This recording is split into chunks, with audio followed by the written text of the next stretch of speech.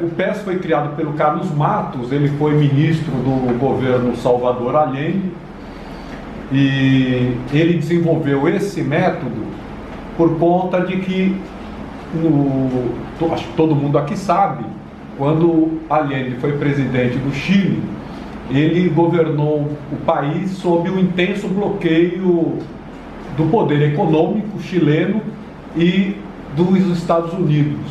Então, o boicote à produção e ao abastecimento era enorme, né? Então, greves de caminhoneiros, greve das empresas, blackout das empresas, era rotineiro lá, sem contar a sonegação, né?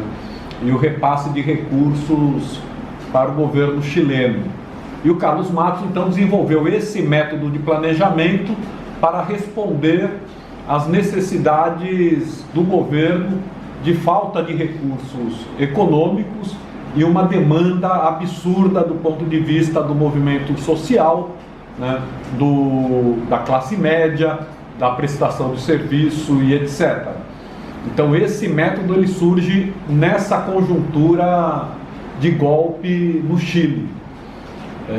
Se a gente for pensar o que aconteceu com o governo Dilma em relação ao governo chileno, do Salvador Allende, a distância é absurda, né? E aí, a partir dessa experiência no governo do Chile, o Carlos Matos passou a trabalhar com vários governos democráticos no sentido de movimentos sociais, no sentido de apresentar o PES como uma ferramenta importante do ponto de vista político. E ele tem esse nome situacional exatamente porque ele se diferencia dos métodos tradicionais de planejamento. Então, como que tradicionalmente se planeja? Vamos pegar o governo do Estado aqui. Eu fui fazer uma conversa com a DAB, que é a Diretoria de Atenção Básica da Secretaria de Saúde do Estado, há 2 anos atrás, mais ou menos. E eles não tinham planejamento, né? Então, a DAB é responsável por dar e acompanhar, dar assistência, assessoria e acompanhar os municípios no processo de implantação da atenção básica. Então, tem uma equipe grande de profissionais da saúde que vão para os municípios se reunir com os secretários, os técnicos, orientar e acompanhar o trabalho que é realizado nas cidades da Bahia. E eles não têm planejamento. Então, quer dizer, como é que uma equipe que vai assessorar os municípios na atenção básica, que é a base do SUS, não tem um plano de trabalho, de intervenção, do que é que pretende fazer, de que forma, qual é o objetivo a ser alcançado. Então, o planejamento que eles fazem é o famoso PPA, todo mundo sabe o que é, né? Que é o plano plurianual, que as secretarias mandam para o governo, para o governador, lá para a Secretaria do Planejamento, a Secretaria do Planejamento adequa no orçamento, e aquilo é o planejamento que as equipes e as secretarias vão desenvolver. E que todo mundo sabe, do governador ao porteiro, que aquilo é uma peça de ficção. Não vai servir para absolutamente nada, porque é só para justificar o orçamento. Porque nem o recurso que foi planejado vai para a secretaria, e nem o que os técnicos planejaram vai acontecer de fato. Todo mundo sabe, mas faz em conta que aquilo é o que importa.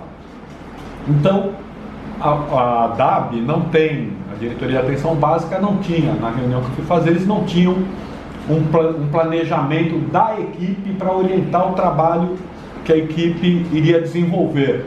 Então eles vão lá e atendem demanda ou apaga incêndio. É isso que eles fazem.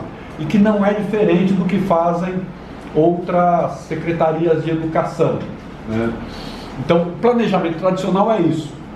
Normalmente se fala o que se vai fazer, em quanto tempo, qual é o recurso e o que é necessário para executar uma ação. Então, esse é o planejamento tradicional e que fazem os governos, seja de direita, de extrema direita ou de esquerda, e fazem os sindicatos e os movimentos sociais. Planejam exatamente dessa forma.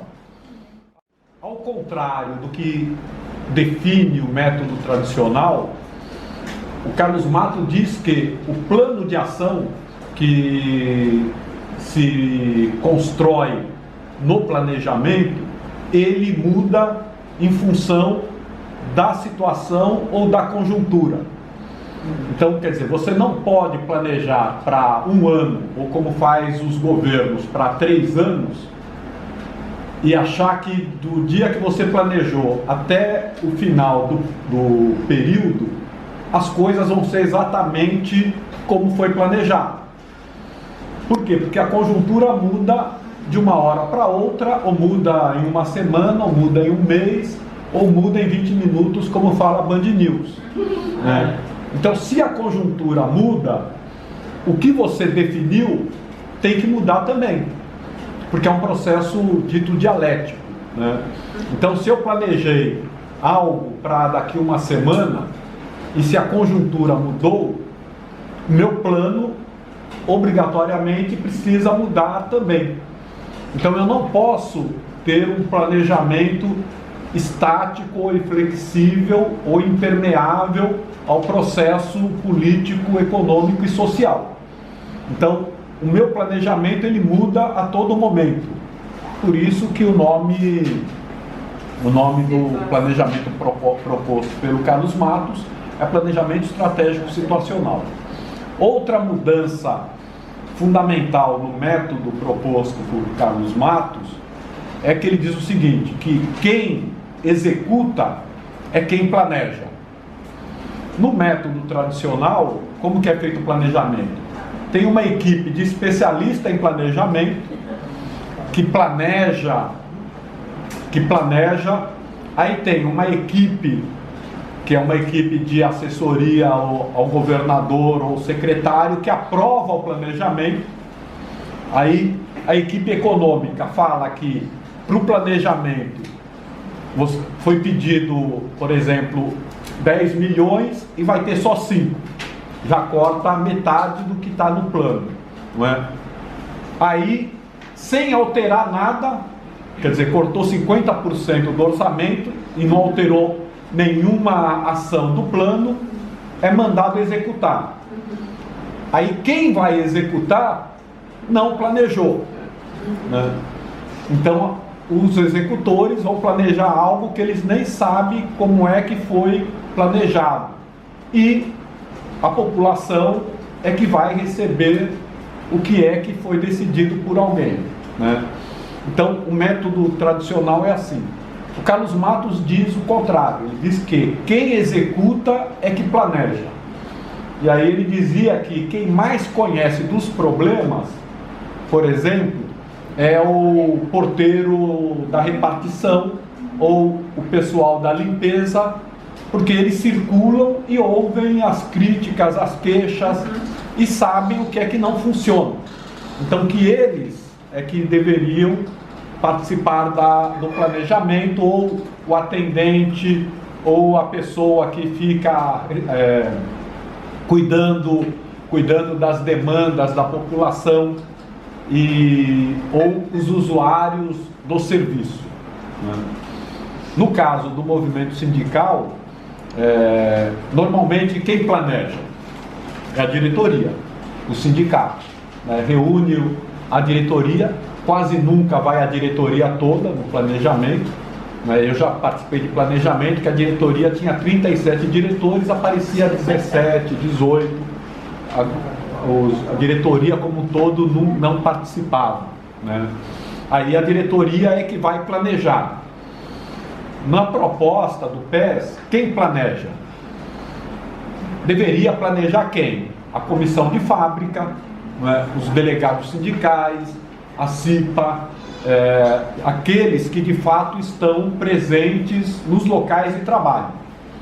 Por quê? Porque entre a diretoria e a fábrica, por exemplo, há uma distância absurda. O que a diretoria acha que pensa o peão da fábrica é muito diferente do que o peão pensa de fato. Né? Então, a proposta do PES é que quem tem que planejar, se a diretoria do sindicato quer construir uma base organizada e mobilizada e formar os seus trabalhadores, deveria trazer os trabalhadores para planejar o seu trabalho de fato. Porque o que a diretoria tem que fazer é aquilo que garante a organização, a formação e a mobilização dos trabalhadores, né? Mas isso quase nunca acontece. Até mais ou menos 90, década de 90, meados da década de 90, ainda existia isso.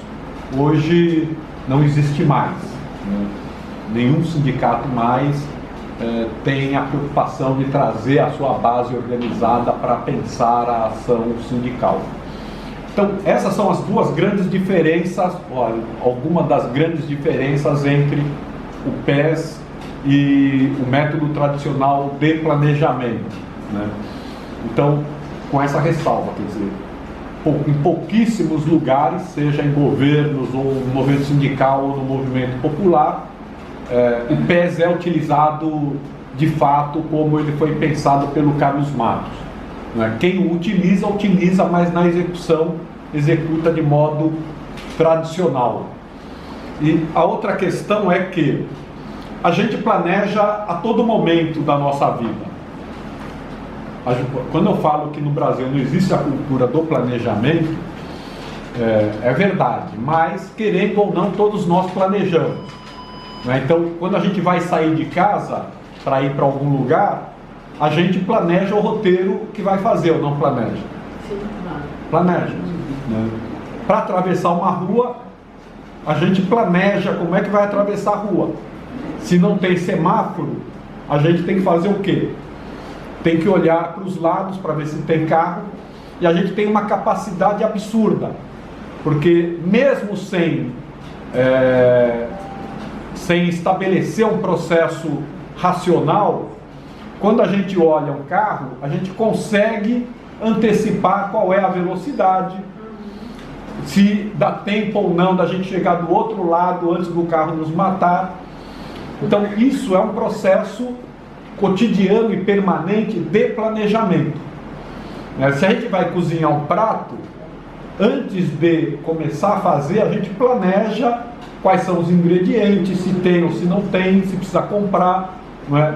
Se a quantidade é suficiente para as pessoas que vão se alimentar e etc. Então a gente planeja todos os dias, em todo momento. O problema é que nós não temos consciência de que isso significa planejar. E a gente não dá valor para o fato de planejar. Então, o planejamento, na verdade, e aí planejamento está ligado ao que se chama de governabilidade, seja o método tradicional, ou seja o Carlos Matos, ele diz que a gente planeja para governar, né? Então, o ato de planejar, ele é concentrado nas mãos de alguns, por quê? Porque se está ligado à governabilidade, a governar, se poucos planejam, são poucos que controlam. Então, nós estamos fora do planejamento, por quê? Porque os poucos que vão planejar são aqueles que vão controlar o processo do qual nós vamos ser excluídos, não é? Então, quando o Carlos Matos fala que o porteiro, a mulher que limpa o chão, o atendente tem que participar do planejamento, é porque, de fato, quem tem poder são essas pessoas. Só que elas são excluídas do processo exatamente para que elas não percebam o poder que possuem. Então, o Carlos Matos, ele considera isso uma questão central. O ato de planejar é um ato de entregar o poder a quem tem, mas não sabe que tem, né? Então, esse é um processo que eu considero determinante. Quer dizer, como é que a gente compreende a importância de planejar e qual é o papel que o planejamento tem no processo político, seja no movimento social, no movimento sindical, no governo, no partido e etc. Quanto mais a gente é capaz de compreender os processos que ocorrem, mais poder nós temos. Então,